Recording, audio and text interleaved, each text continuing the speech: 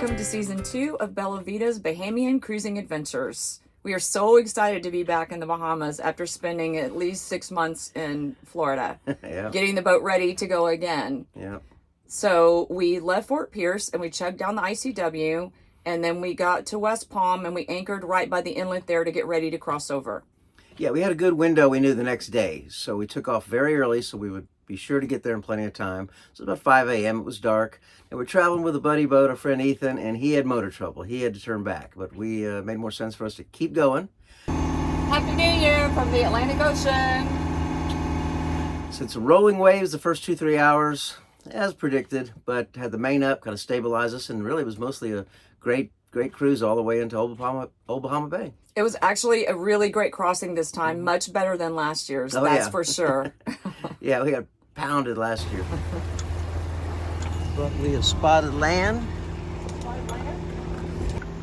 There it is. I can barely see it, so barely visible in the phone, but we have spotted land.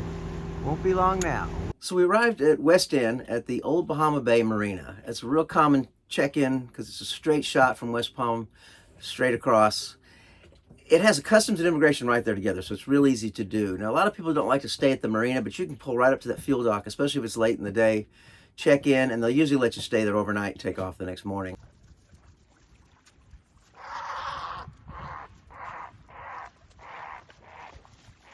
So if you do get to Old Bahama Bay and you don't want to stay there, you can anchor just outside of it off the beach there, but it's very rolly. I don't recommend it. If you do come in late and just want to check in, the big basin is really large, and I saw a boat anchored there just about every morning waiting to check in. So you do have a couple options if you get there after hours. Another alternative is a place just south of the marina called Jinsermere. I think it was a resort that never got completed, but it's a great, well-protected anchorage. We did stay at the marina. We liked it. There's some good and bad about it. It's not that expensive, but they charge $15 a day for water, and it's really not drinkable. So kind of a bad deal there, but it's really a nice place. Unfortunately, we got there early. It was cloudy and windy and cool, so it wasn't the most fantastic experience that we had last year, but still, Old Bahama Bay is a nice little marina. We did click to clear ahead of time, so the check-in process was like, how long did that take? Like 5 minutes. Right, and if you don't do click to clear, they will make you come in, sit down, and do it on the iPad, which will take much longer. So we definitely suggest doing click to clear ahead of time. From West End, we decided to start making our way toward the Abacos, and so we decided that we would take the Indian Rock Passage. Now, on the charts, it looks very shallow, and everything we read said you definitely need to go at high tide. A friend of ours that was with us had a 6-foot draft, and he said he had done it twice before, and he even volunteered to go first since he had the deeper draft. But we ended up having a great trip. We didn't see anything below 7 feet, and it was beautiful. But it's nice to have a lead boat that's got a deeper draft than you. Let them be the the sacrificial boat. But nevertheless, he was pretty confident we're okay. Now, the alternative to that is Memory Rock. So it's continuing another 10 miles up, and it's a much deeper passage if you're concerned, or if it's low tide and you have to get out of there. You really need to go up there, but it adds about 20 miles to your trip. Right. So if you're working toward the Abacos, a short route is to go to Mangrove Key. As long as the weather's nice and there's not any high wind, you can anchor on anywhere around it. There's nothing on land, but it's a good stop off. Instead, we went all the way to Great Sail, anchored there, and it's a short trip from there to the Abacos. And it's a beautiful, large anchorage for plenty of room for lots of boats. We really love that anchorage. It was gorgeous. Yeah, and good protection. The south isn't great, but we did manage to find a little bit of protection. So from Great Sail, we decided to get on down to Green Turtle Key, which we did, and we stayed at the Green Turtle Club Marina. Now, the channel getting into Green Turtle to White Sound is very sketchy. Their markers are not easy to see, and we had been told that channel had been dredged to 7 feet. I even called the marina, and they told me it had been dredged to 7 feet, but that was not the case. Yeah. We tried to go in. We went in at mid-tide, but I'm pretty sure there were a couple spots. There were maybe 6 feet. So definitely, if you have a deeper draft, I would wait till high tide for sure. Now, Green Turtle Key, there's two coves. There's White Sound and Black Sound. Now, White Sound is where the Green Turtle Club, and it's a nice resort, a little expensive. Now, one of the best things about White Sound is a very short walk to Cocoa Bay. And Cocoa Bay is gorgeous, and there's these docks that go out, And if you walk to the end of the dock, you can see turtles. And one day we saw a stingray there, but you can feed the turtles, and they're just gorgeous. Yeah. Black Sound is even harder to get into. You got to really go at high tide. But there's a lot of mooring balls and places to anchor over there. There's a place called Donnie's. He has a bunch of docks with electricity. Electricity's a little shaky, but it's a good, safe place to be, and it was not expensive at all. But let me tell you the comparison between White Sound and Black Sound. In White Sound, there's only the Green Turtle Club, and if you go pretty far around, there's a pretty cool bar and restaurant over there. But that is it. So we got on over to Black Sound, and that's where all the fun is. Yeah. Believe me, you want to be in Black Sound if you're going to be at Green Turtle Key. There's shops, restaurants. You know, it's just fun. It's a fun little town, little beaches to go to.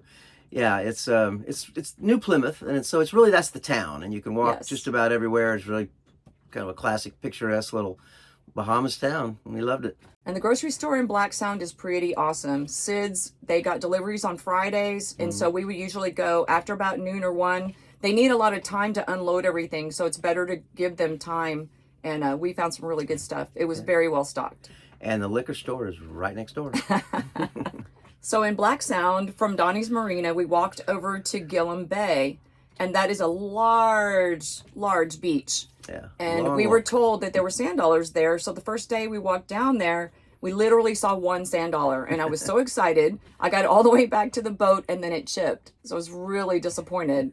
But then we went back the next day at low tide, and I literally found 20 or 30. So that was definitely a highlight of that beach. Yeah, and of course the dogs got to run.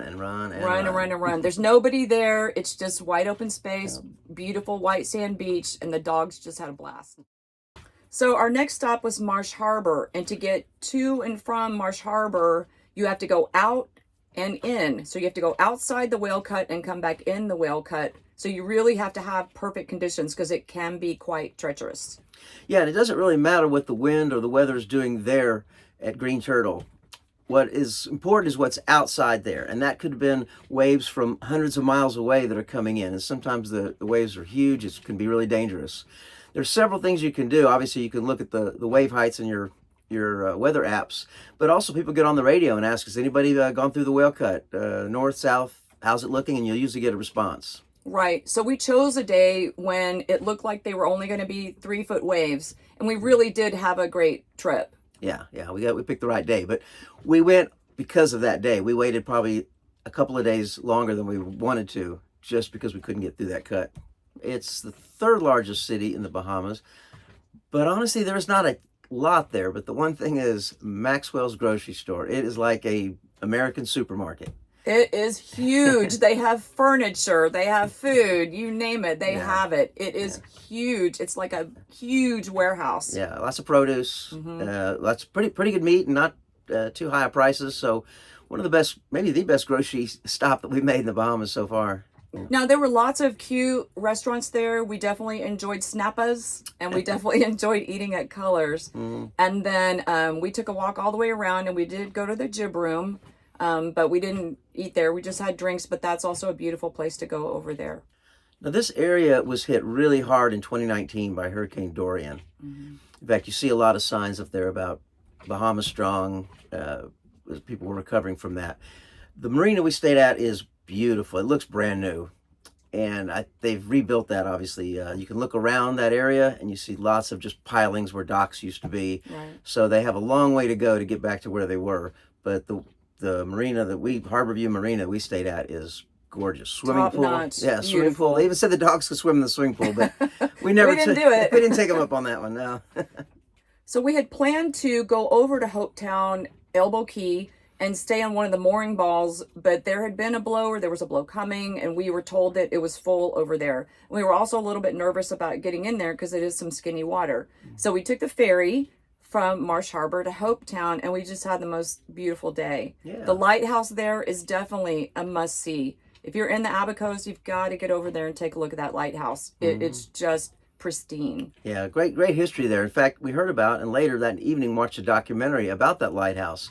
It's the only one in the world that's still being operated manually with kerosene, and the guy's there every day. It's pretty amazing.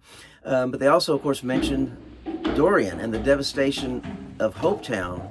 200-mile-an-hour winds or something. Crazy. The place is beautiful. It's amazing in less than 4 years how they've rebuilt that place. 'Cause we saw the pictures from after Dorian, and it was horrible. The place was completely destroyed, but it is really beautiful. It's probably the most picturesque place I've seen in the Bahamas so far. Yeah. And we walked a little bit to the beach on the ocean side, and it was just a large stretch of white sand and blue water with nobody there. Yeah, yeah. So maybe on the next round or on the way back, we want to spend a little more time at Hopetown. If I had it to do over again, I'd probably spend about a week there. Agreed. Yeah. So our last run was from Marsh Harbor to Outer Harbor, where we were going to anchor and then get ready to head to Spanish Wells the very next day.